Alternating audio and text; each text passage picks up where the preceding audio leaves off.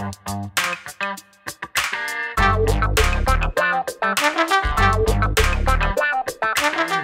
to this edition of Let's Be Blunt with Montel, and I can't wait to speak to my guest today. My guest is a freelance writer, video producer, and media consultant specializing in cannabis culture, strains, products, and education. He works as a feature writer for Weedmaps, Leafly, Wikileaf, and Greenflower, and more. Please welcome Dante Jordan. Thanks so much, Dante, for being on our podcast. Let's Be Blunt with Montel. Hello, everybody. Nice to meet the viewers that see me, but I don't see them. I'm so excited. Absolutely, my friend. Look, I'm glad I should complete disclosure. I did a podcast with you about a week ago, and we had so much fun that I said, come on, man, you got to be on mine. Yeah, for sure. It was an honor. And man, I can't wait to tell my mom, aunt, and grandma about this one. It's good. It's good. Well, look, let's, for those viewers out there who are unaware of you, even though they probably have read some of your work but didn't realize it was you, let's go back for a little bit and talk about your background. Where are you from and what brought you to cannabis to begin with before we talk about what brought you to cannabis as a journalist? Mm-hmm. Well, I'm born and raised in Oklahoma City. I've hopped around a few places. I've lived in Dallas a little bit, Salina, Kansas. I'm in Seattle now. And as far as what brought me to cannabis, man, to be completely real, like when I was a kid, it was kind of the family business of the men in my family. So that's what really brought me to cannabis, is it was around a lot. And through that, I've been able to see the effects of the war on drugs. I've spent many times on jail phone calls, jail visits and stuff like that. And that's what brought me to cannabis. So I discovered it as writing in 2016. And I just kind of saw it as a way for me to rewrite the path that my family had been on up until this point with the plant. So, wow. Yeah. Well, let's back up. Tell me, do you remember the first time you actually consumed any cannabis? Yeah, I do. I remember. I remember the first time I consumed, and I remember the first time I got high. The first time I consumed was with a friend of mine, maybe, I think it was my sophomore year of high school. I didn't smoke until college, really, but my sophomore year of high school, I tried it, and I don't think I did it right because I didn't get high. I just kind of held it in my mouth, didn't inhale or anything, and blew out. So I never really got into it after that. Didn't hit for me. And also my mom was pretty strict. So I was more scared of getting caught with weed than I was anything else with my family's history. Wow. So then you started using when you got in college? Yeah, I smoked one time my freshman year with some friends, and that's when I got high and like colors got more vibrant and everything felt good. And I was like, oh, this is what it is. So that was really, I only smoked a couple times my freshman year because I was playing basketball. But my sophomore year, when I transferred from Kansas Wesleyan to the University of Oklahoma, and I wasn't playing sports and I was just kicking it with my friends all the time, that's when I started really getting into it. Gotcha. Well, a lot of people find, cannabis enhances their abilities when they play sports. Did you find that, or was it negative for you? So it's a funny thing because even when I stopped playing basketball in college, I played rec league, and it was 50-50 with the weed, man.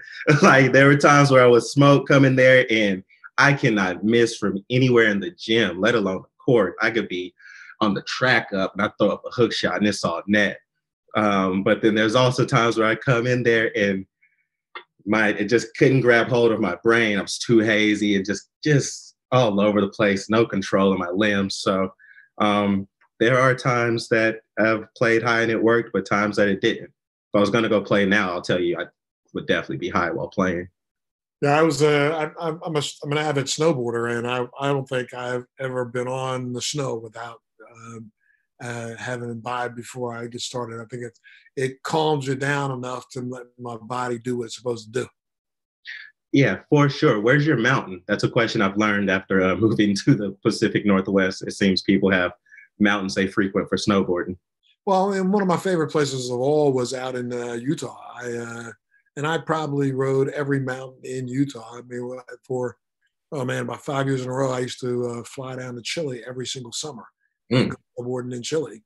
But I think if I had to pick a mountain that I would call my favorite, I think it would be the canyons in outside of Park City. Okay, got you. Yeah, I've heard a lot of good things about Utah in that respect.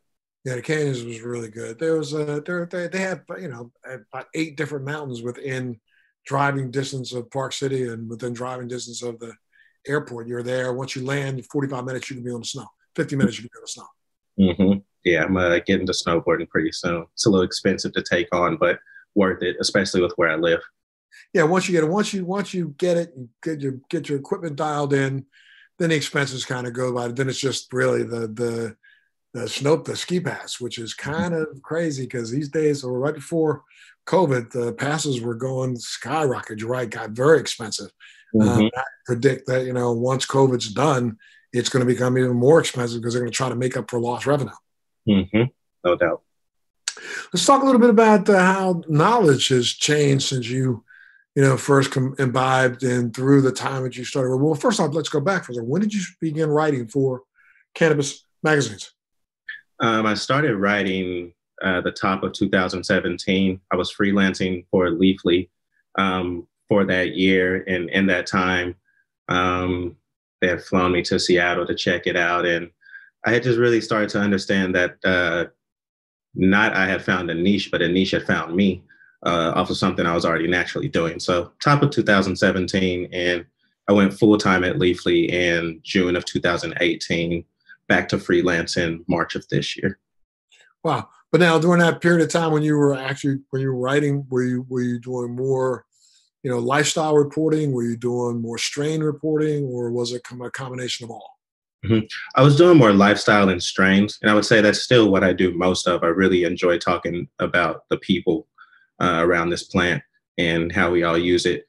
But I was starting with like strain listicles and stuff because at that time I was living in Dallas and I had access to cannabis. So I've always just been really into strains and just the different effects that can come from the plant. So I was writing strain listicles and, 7 strains for watching a basketball game, and also things like why floating the river high is a great experience, stuff like that.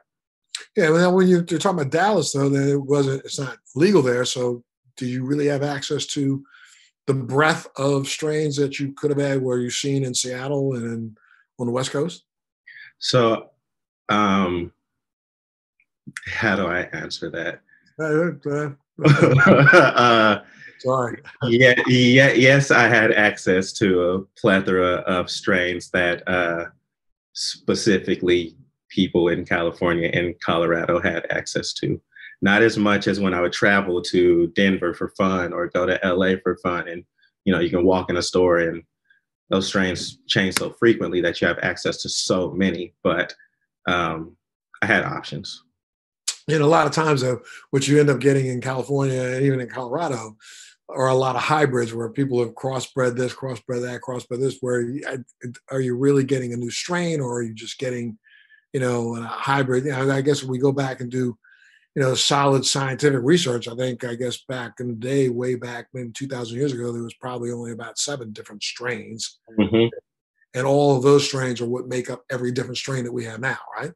Absolutely. I actually talk about that frequently because especially now with just so many strains, you can name anything, which is why I shop by flavor and stuff now. In the beginning, if you trace them all, it's just few plants that kept getting crossed and crossed and crossed and crossed, and then those got crossed and crossed and crossed with the other ones. And here we are now where we're just smoking weed, man. Like we're just smoking weed.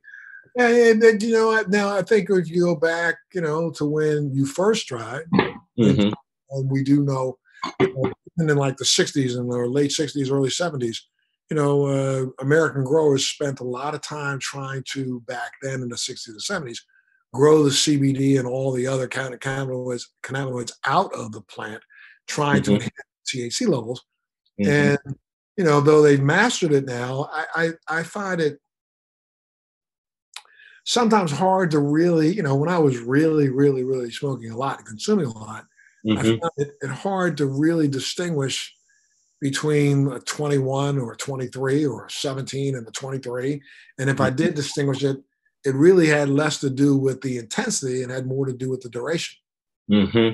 That's a fact. I've actually, I mean, you know, a high THC number is like great to look at and everything, but I've often found, even in my earlier days when I didn't really know too much about the plant, that the THC number wasn't it it it wasn't how I was going to be shopping, because I had had some 13% THC strains that blew me out of the water, and I had had some 21% THC strains that, I mean, they get you high because it's THC and that's what it does, but still wouldn't smack me like the other one. So early on, I realized that, you know, THC number is a piece of information that's nice to know, but it wasn't going to be what was going to be the end all be all towards what I was trying to experience.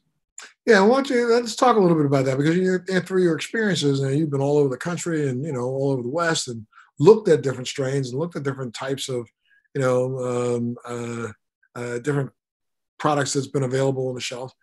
When a person's going out and shopping, let's talk a little bit about what they should try to maybe look for, because I believe that it's just as important to take a look at the terpene profile if it's printed, and just as important to take a look at if there is CBD and other cannabinoids there. What do you think?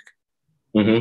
Yeah, there's so much stuff out there that, as far as how people should shop, I can tell you how I shop, and it's strictly based off like the genetics of the plant.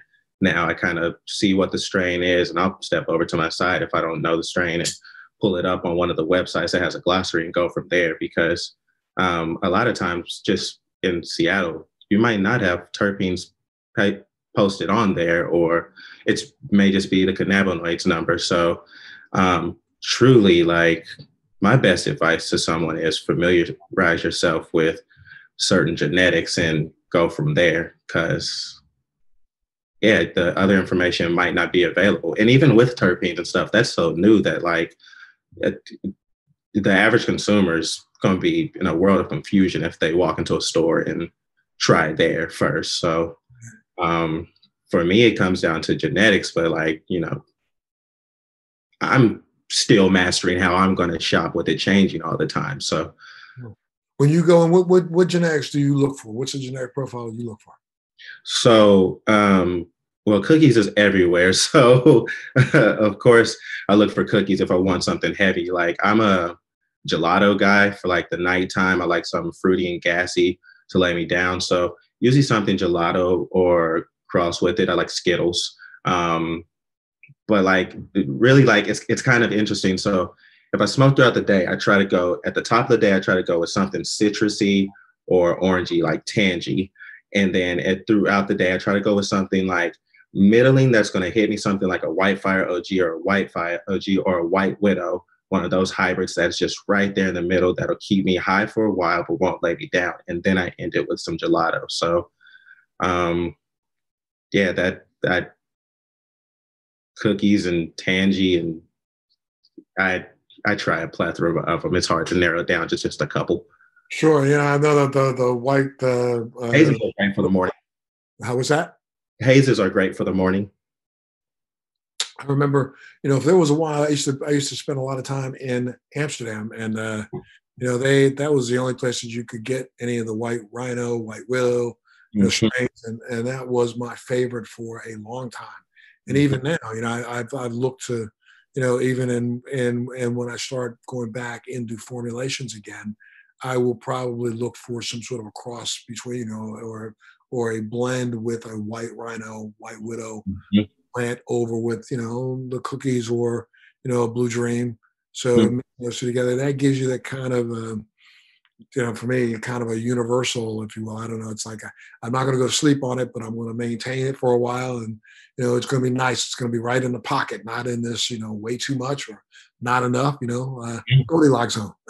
Mm-hmm. Yeah, absolutely. I smoke pineapple upside down cake for that purpose right now. But yeah, you and I are looking for the same type of high, like, and really kind of like, depending on what time of day and the setting and mood, that might put you down. It could definitely put you down if you allow it to put you down, or you take that third one when you should only take in two. Yeah, you end up like trying to figure out how to get yourself back up again. Yeah, it's interesting you mentioned White Rhino. I tried White Rhino. I can't remember it. 2017, July 2017, when I first visited Seattle, and I had a pre-roll of it, and I haven't smoked it since then. But to this day, that's one of the actually like most potent, like sleepy strains I've come across. It really hit me. It smacked me. I remember doing it in Amsterdam, and I'm telling you, back in like 2006, 2007. Mm-hmm. And even a matter of fact, the very first time I was ever introduced to it, I think was like in 1996, 7 also, when I was in Amsterdam. I went to Amsterdam, and I remember I went to Grasshopper, which was back then one of the real popular coffee shops. And it was like we've got this brand new strain in there, the White Rhino and White Widow. And I was like, really? And I, back then, of course, we weren't as educated as we are today. And I remember, literally sitting in a corner in that coffee shop, and I was there from about 1 o'clock till about 8 o'clock that night from just finishing. And back then, almost everybody over there was rolling, cannabis with tobacco and rolling a joint. I literally bought a brand new pipe to take over with me, so I just kind of packed the bowl, with just the White Rhino. And man, I'm telling you, it left me trying to figure out who I was. Yeah, oh yeah, it'll get you. It was one of those where I was like, do I need to put this out? Exactly. I remember I distinctly almost the same feeling. I mean, I remember taking a big long draw, and back then I was literally smoking out of meerschaum. So I was using what people would usually use as a tobacco pipe, per screen in the bottom of it. And I was literally packing this bowl. That's back when I was in the Flower Day. And I remember, man, I packed that bowl, and I got to tell you, like an idiot, I went, Another one went, And next thing you know, it's like 7 o'clock in the evening. I missed lunch and dinner. I was like, dang, man, I need to get my ass up. It was another thing, because I remember I didn't get knocked out where I went to sleep or was that, because again, it was a coffee shop, so you could get coffee. So I was drinking like an espresso, a couple of espressos in a row, and putting that on top of it. So it was like, I think I just kind of sat in the corner and just, try to solve the world's problems and vegged out. Yeah. Well, let's talk a little bit about now, the industry, of course, has changed, and especially right now, man. I mean, COVID has impacted us all in so many different ways. How do you think COVID's impacted the cannabis industry? It's interesting from a bird's eye view. It seems like it feels weird to say, because it feels like I'm jinxing or saying something that like I'm putting in jeopardy, but it feels like the cannabis industry may be recession proof. Like it feels like from what I've seen with COVID and all the other businesses in shutting down, cannabis being deemed an essential business has actually had a positive effect on dispensaries getting more business, more money. That comes from, like, I was talking to my little cousin in Oklahoma who owns a dispensary there, and I was like, so how's business been for you? And he's like, like booming.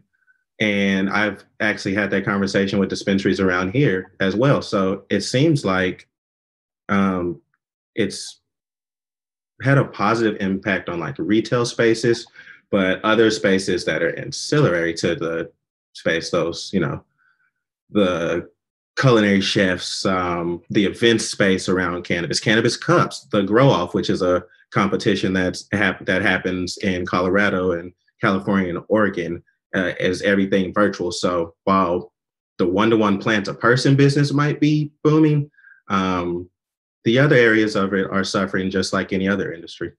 And I think, you're absolutely right. I think you read a lot, there's article after article after article being printed about all over the country where it seems like, the business and the retail business is recession proof, because, I think what's happened, I just saw an article 2 days ago talking about, the use of alcohol has seemed to gone down, whereas the use of cannabis seems to have gone up across the board, and especially among college students across the country now. It seems that, the idea, even though you see, some of these news stories about these parties that are going on.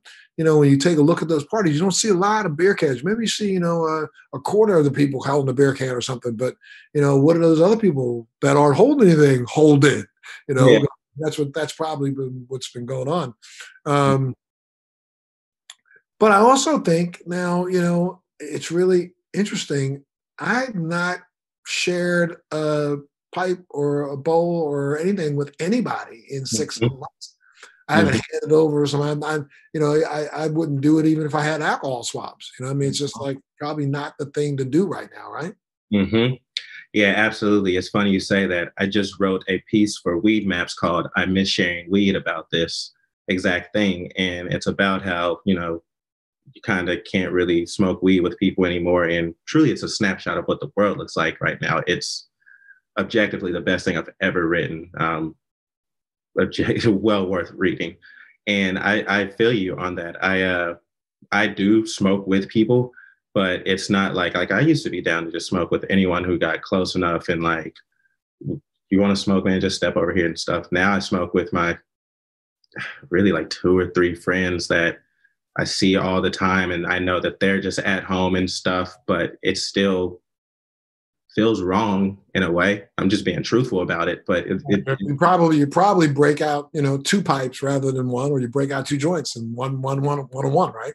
There is that. Like, we'll smoke together, but then really there is this kind of like, if we all have some, we'll just smoke solo. It's really changed the culture of weed. I mean, that's what this plant's about, sharing it with people. So yeah, it's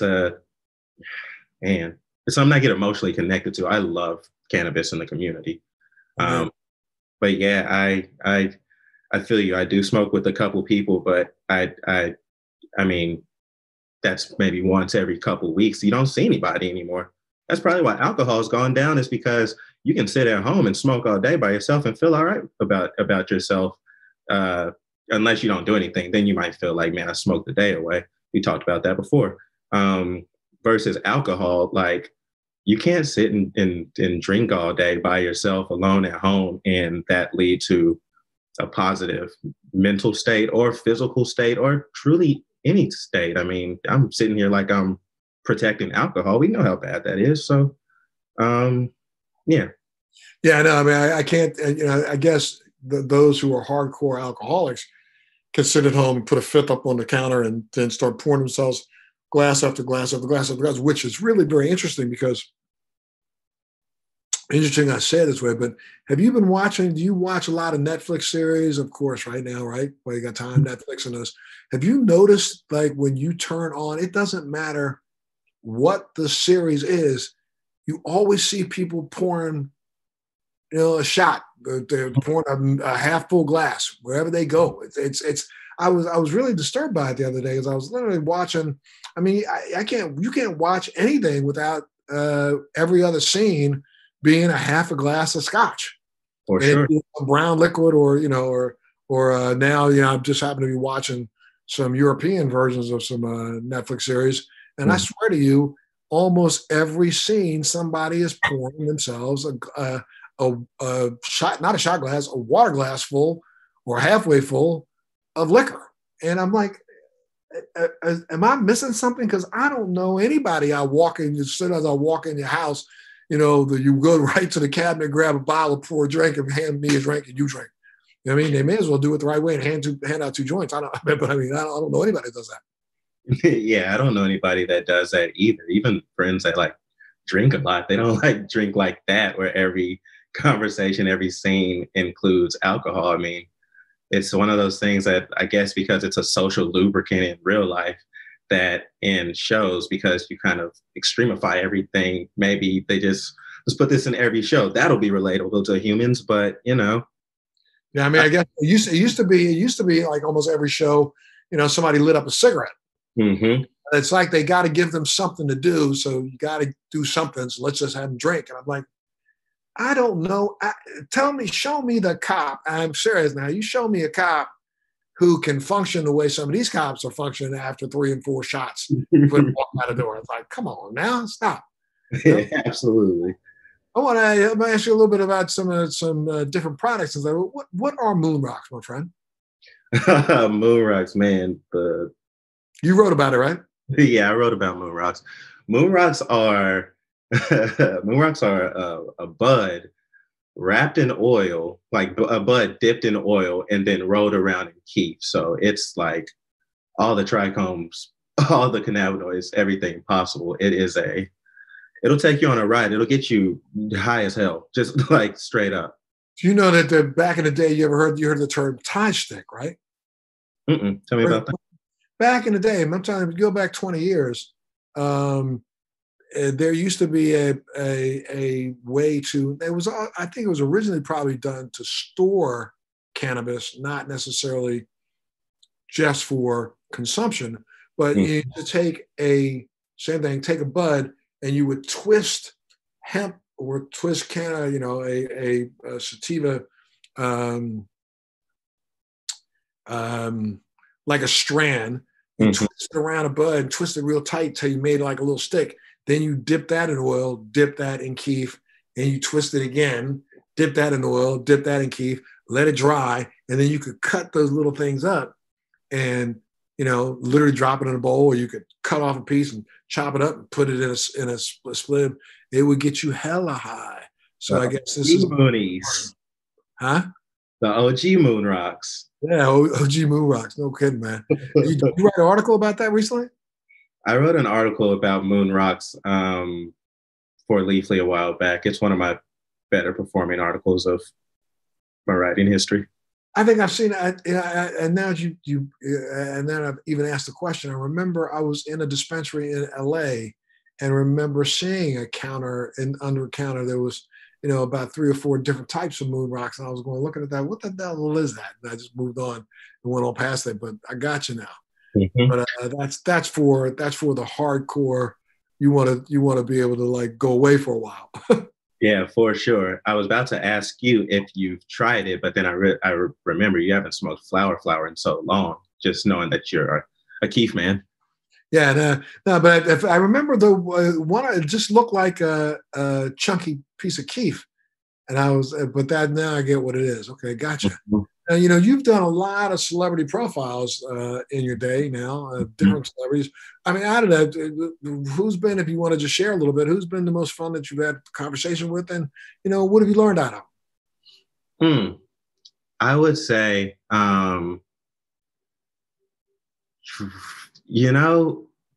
my conversations with Ricki Lake over time have been really special to me. She is she's just such a special woman. And I mean, she's somebody that, again, like you, I grew up watching and so familiar with. And when I interviewed her in Austin of 2019 South by Southwest, yeah, that's what it was. I mean, quickly it went from like interviewee to just 2 people there. And it just felt so comfortable. And it taught me that, I mean, I know this, but still, you come into contact with people you respect, it's hard not to place them up on some sort of pedestal. But it just taught me that all of us are human, and that like, if you want the best out of celebrities or whoever you're talking to, you got to treat them like they're the homie on the couch that you were talking to, instead of asking them generic things that, I mean, I approach these things like, this may be the first and only time I get to speak to this person that I idolize. I better ask them some real questions and have a real conversation while I have the opportunity, instead of, so what's been your, I don't even know. But it's those have really taught me that celebrities really enjoy when people treat them like humans. Yeah, Ricki is that type of human celebrity that I think a lot of people need to know. They've gotten used to the television persona, but didn't break through past that. And she's a definite real person, and a really nice person. Oh, absolutely. I love her to death. Just like, I mean, it's like I would describe her as my friend before I'd even describe her as an interview subject at this point. She texted me just a couple of days ago to say, hey, appreciate the piece you wrote, and to check in on me. And I'm going to see her in next month when I go down to California. So it's just, yeah, she's a good one. And well, next time you holler at her, please pass on a hello from me to her. Okay. Oh, absolutely. I sure will. Look, I love to always, do a little bit of education here. Let me do this. Let me take a little break because I got to pay some bills. I'll take a Hmm. little break and I'll be back. And then let's talk a little bit. Let's see if we can share some knowledge with some folks out there so they can understand, some just a little extra of something they can take away from this. It's a knowledge piece.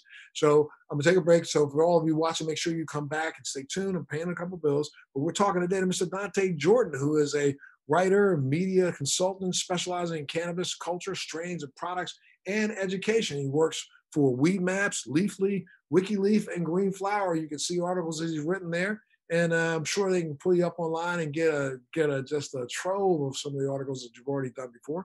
And I suggest you do that. I'm gonna take a little break. We'll be back right after this with more Dante Jordan on Let's Be Blunt. Welcome back to Let's Be Blunt. It's Montel Williams here, and our guest today is Mr. Dante Jordan, who's a freelance writer, video producer, media consultant specializing in cannabis culture, strains, products, and education. Thanks again, Dante, for being a part of Let's Be Blunt today, my friend. Anytime. What an honor. Let's divert for a second. I said I want to do a little education, but before I even ask you that educational question, what did you think of the vice presidential debates and the fact that Kamala Harris made sure that she threw in there? And I thought it was very interesting the way she did it, because it was like out of the blue. She just threw, and by the way, as soon as Biden and I get in office, we're going to decriminalize medical marijuana. And then she went on, didn't come back to it. What did you think of that comment? To be honest with you, I didn't even see it. I did not tune into the debates. I've been a little checked out on the political landscape over the really past couple of weeks, and really just in general. It's a lot on my brain. It is exhausting for me personally. It makes it hard for me to think clearly and operate in my regular everyday life. And because of that, and me already knowing where I'm voting, I have chosen to disconnect from that. You are going to vote. Are you going to vote in person, or are you going to vote by mail? I'm going to vote by mail because I'll be gone from where I'm registered to vote in Seattle when the actual election is. So I am actively every single day. I check, when I'm done with this, I'm going to check my mail. I've been waiting for that ballot to pop up. And do you have to order it in Washington, or they just send it out to you randomly? Well, I shouldn't say randomly, but they just send it to you. No, they just send it to you. Great, good. I'm really waiting on that to pop up though, because with the local elections, that came right through. So, yeah, and then also in on subject, I did not see her comment on medical marijuana or anything of the sort. Yeah, but now what do you think about it? Because she did say, again, I'm telling you, this came out of the blue. She was talking about other things, and all of a sudden, as soon as President Biden and I get elected, we're going to decriminalize cannabis. And let's talk about that subject of decriminalization rather than why not deschedule. And this is what really is driving me nuts about the Biden campaign, because I think they're not being advised by the right people. I mean, he's got a mentality that's about 30 years old anyway, and though it seems that that might be better than anything, I think decriminalization doesn't really answer the problem. What do you think? Sheesh. Man, I truly haven't given that much thought. I mean, I'm gonna be real with you. Like, I don't know how to really even explain how I am, but I feel powerless in that discussion. I have no clue what to say or what to think about it. I am in the industry, and yes, but I am a spectator like everyone else on this. So, I mean, I missed the manner in which she said it, so it makes it hard for me to really give a true answer to that. No, that's all right. Well, recently Cannabis Newsbox wrote an article about the fact that scientists have asked the DEA to reschedule cannabis, to take it out of the Schedule 1 and Schedule 2 category, and maybe even move it down to Schedule 3. And Schedule 1 as a Schedule 1 drug, it's a drug that claims to have no medical efficacy whatsoever, which is a lie, especially coming out of a government that has given itself its own patent on cannabis claiming its medical efficaciousness. Mm-hmm. So, I mean, I think for those reasons alone, it should be taken off the schedule because clearly the government didn't do its own homework to schedule a drug that they already have proven it works as a medication. Mm-hmm.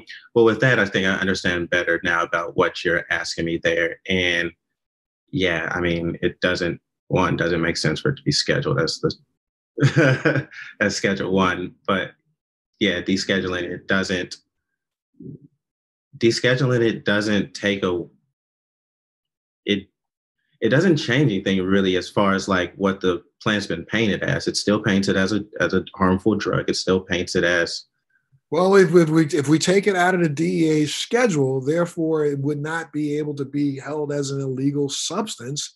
So the Fed would have to they would have to decriminalize because there's nothing actually says that it's harmful. Mm-hmm. So, you know, I mean, I now that's not what Harris and Biden are looking for. They're looking to decriminalize, meaning write laws that say that even though we think it's a harmful Schedule 1 drug, we want to take away some of the, you know, penalty for it. And that's where I think they are dead wrong, because what they've got to do is take away the stigma of it being a non-medical viable drug. Yeah, I was just about to ask you what your thoughts were that you just told me, but I was going to ask what your thoughts are because I'm a participant in a conversation now. You're enlightening me.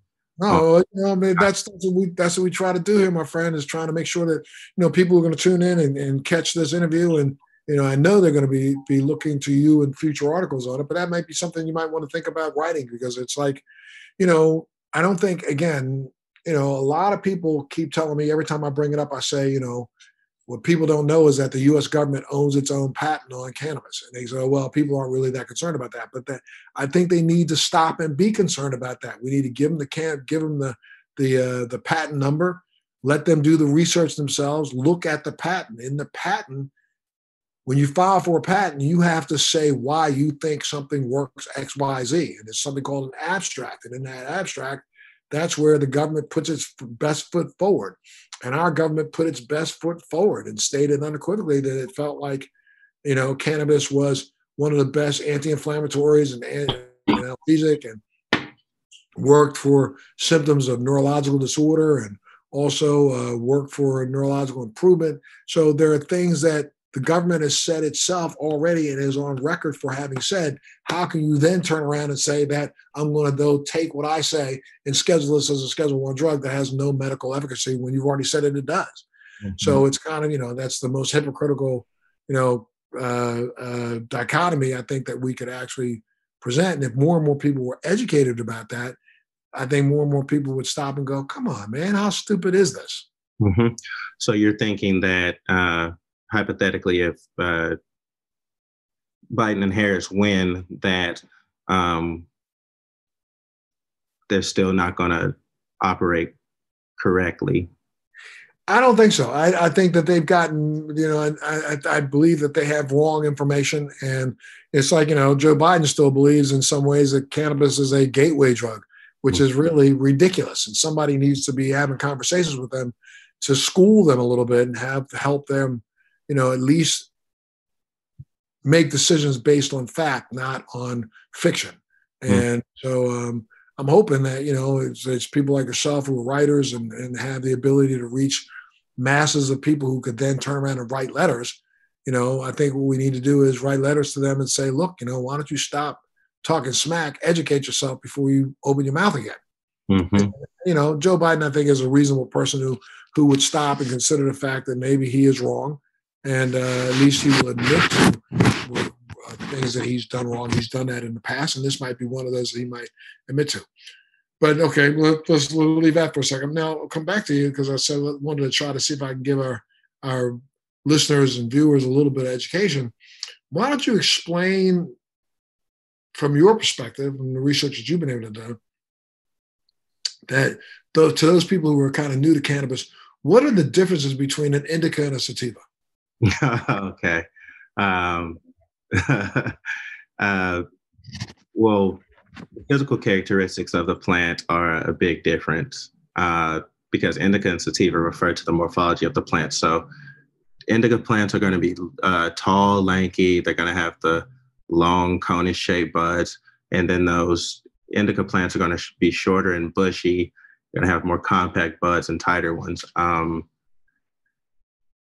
And it is commonly believed that sativa plants are the upper strains and indica strains are the downer strains. However, it is really more tied to the chemicals inside the plant than just how it grew. Yeah, that is the bet. Now, with that said, sure, you may still be able to go into a dispensary and ask for something that'll wake you up and they give you a sativa, a plant or strain that's a sativa, and it works in that way. Yes, it's just important to know that there are more factors at play if you're going to really kind of find which ones are for you. You know, the sativas are more THC, higher levels of THC, and indica is a little bit more higher levels of CBD. I've,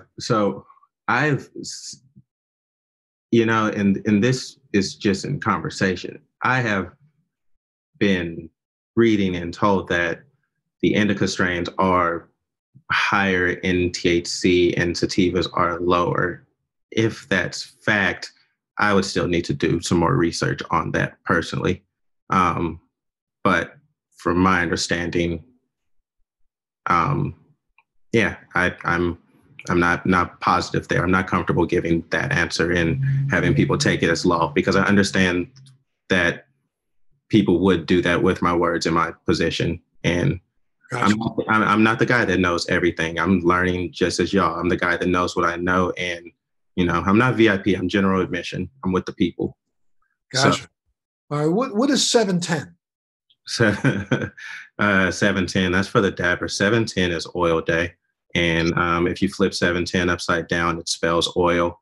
But it's a celebration. It's 420 for dabbers. It's a celebration for people who dab concentrates and oils. That's not me. I am a flower guy. I do dab with my friends here and there, but I am a flower boy all the way. But that's 710. Gotcha.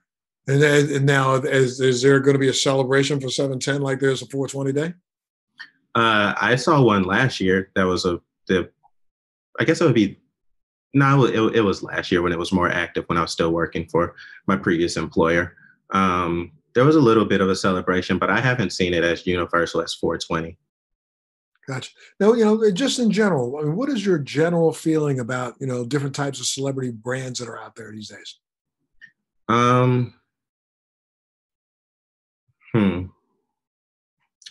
I would say that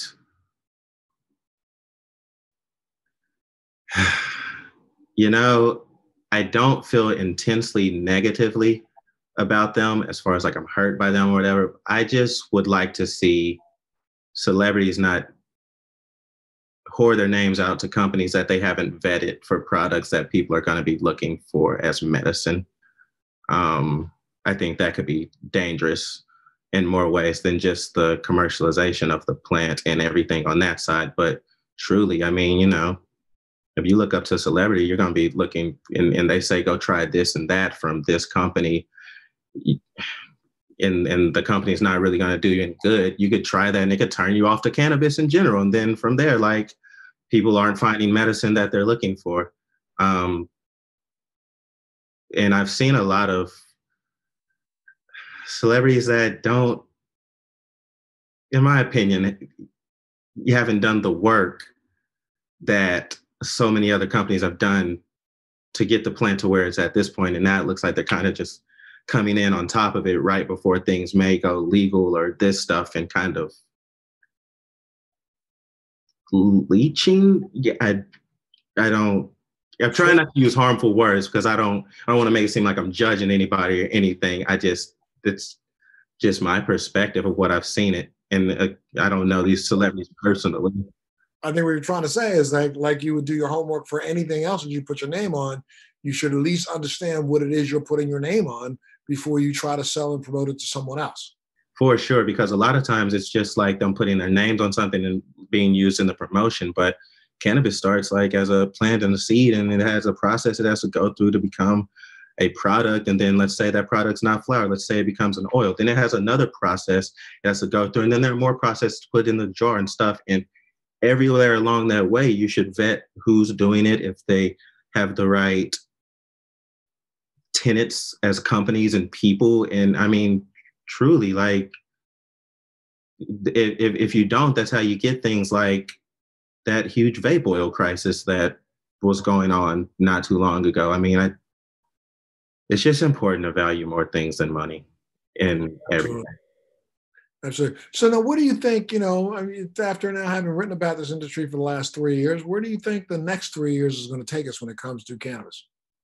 That is something I'm learning as well, because I've been focusing more on just the culture and strains and that side of it. The industry is a whole different world that I'm now really diving into and learning. So, I mean, it really kind of, to be honest, it probably has a lot to do with who wins that election, and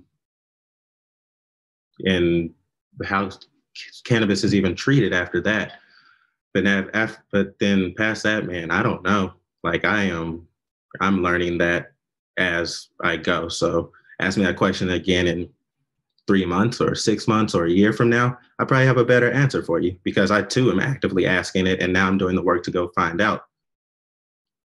Absolutely, and I think you are definitely right. It's definitely going to depend on who actually gets into the White House. But I mean, do you think? I mean, do you think if Trump gets reelected, we could see some rollbacks on some of the what's the advances that have been made in the last couple of years? Like, I want to say no. I really do. I want to say that I've I know both sides feel their way about cannabis, but I've never felt like it was actually in jeopardy of anything. But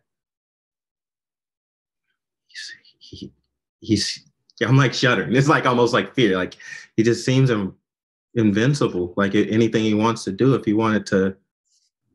if Trump wanted to start his own war of drugs, like he could do that. Like, so I want to say no.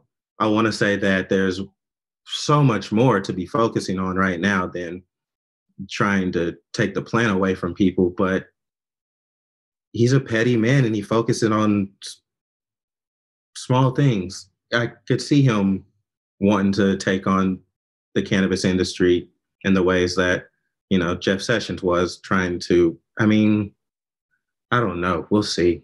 I think, though, this time around, though, if you attempted to do that, you got to take on the world. I mean, literally take on the world. When you have countries like Colombia and other countries that have now fully legalized cannabis, then you're really to attack and try to go after this as an industry. You have to. It like puts us back in 1937, 1963, where we're really fighting a war, I think, by ourselves, because the rest of the world understands the viability of hemp. The rest of the world is understanding the viability of cannabis as a medicinal agent. So I think it would be kind of tough for him to try to take on the rest of the world, but he's done it in other ways. The rest of the world understood how to treat that pandemic, and look at us. You're right. You're absolutely right. You're absolutely right. So, Anything else you want to add, my friend? You said what? I say anything else you want to add, my friend? Nah, not at all. Because, like, truthfully, like, if someone's watching this and like you are watching me, you're looking for certain answers that I don't have. Just to understand that I'm human, just like you, and just because I do this job, I don't know everything, and I don't want to know everything, because I don't want the pressure of having to always be right. I want to be able to participate in conversations and learn, just like y'all, just like every other human should be able to, who's trying to grow in something. So like, that's really all. Is that, like, you're looking for answers and I don't have them? Check back with me in a little bit, because when I don't have answers, I go find them out. Well, thank you. And I think that's what we look to you for, because, you've been doing some exciting work, Weedmaps, Leafly, Wikileaf, and Greenflower. You've been really doing some really great articles, giving people the information that they need, and trying your best to, be a leader, even though, you may not consider yourself that. But I think by extolling some of the data that you've been putting out to people. I think you've been leading a path. And so I thank you for that, sir. I appreciate that. I, as of late, have started to sort of take that more seriously, and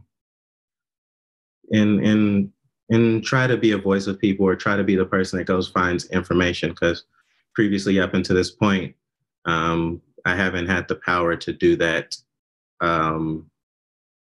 without bias. Well, what's next for Dante then? Honestly, what's next for me is I'm working on starting my own independent brand called Smoking with Dante.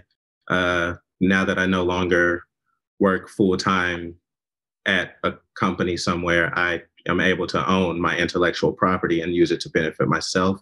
So that's what I'm going to do. I'm going to try to blow this writer thing up. I really want people to feel like they have somebody that they can reach out to in this industry if they have questions, or just want to say, hey, what's up, man? What kind of weed do you like? That's my goal over the next 1 to 2 to 3 to the rest of my life, is to become a voice of people in this industry, whether it's through my writing or video projects or Smoking with Dante, which is a thing I'm gonna roll out, so I won't say what it all is now. But truly, I'm looking to, man, my biggest goal is to, I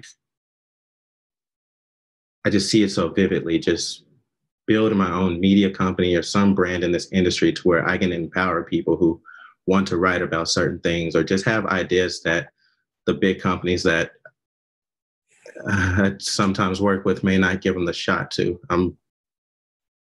There's a need for it. Somebody's got to do it. Somebody's got to do it. And I'll be that guy that does it. I'll be that guy that goes into these rooms with these companies and lets them know the real and yells at them. I will be that guy for people. Thank you, sir. Before we go, if you want people to find you, where do they go? You can find me on Instagram at Dante, DANTE_Jordan. And you can also go to DanteJordan.com. I have a website. You can read some of my clips on there. I'll put this interview up on there. I got a couple other ones. You can find all my work through there. And yeah, just my contact information's there. Reach out to me. You've done so much. You've written so many things. If somebody wanted to get the essence of Dante, what would be your favorite article that you've written that you would recommend to someone else? I miss sharing weed for Weedmaps, no doubt, 100%. It is where I'm going with my writing, as far as focusing on people and culture versus more of the product stuff I've done before. That's the one. If you want to know who I am, that's the one. I miss sharing weed article, and that's from Dante Jordan. Make sure you look that up. And again, you go to Dante_Jordan or DanteJordan.com. So, I think I'm going to ask all of our listeners and to Let's Be Blunt to make sure you drop by and pay Dante a visit. And man, I can't say thank you enough for having been a part of the show today. And for all of you who've been tuning in, make sure you tune into the next Let's Be Blunt with Montel.